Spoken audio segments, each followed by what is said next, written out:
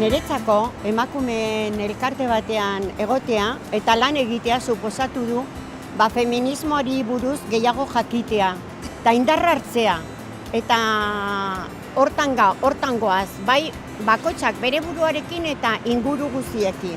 Emakumeak gero eta gehiago daukagu elkartu beharra eta lan egin beharra berdintasuna izateko bizian gai guztietan. Guretzat kontzientzia hartzeko prozesua da, aldaketa prozesua daramana, eta maila pertsonalean egiten dena hasiera batean, baina gero ja kolektibo edo talde bezala antolatzen dena, edo egiten dena. Eta guretzat gaur egun badugu edo lortu dugu Pirineoan hori egitea eta guri edo emakumeei bizibilitatea ematea Pirineoan.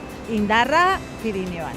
Gure herrietan eta gure bailaretan feminismori buruz hitz egiten da, talde hauek daudelako eta talde hauetan emakume gauzak aldatzeko gogoarekin dauden emakumeak daudelako.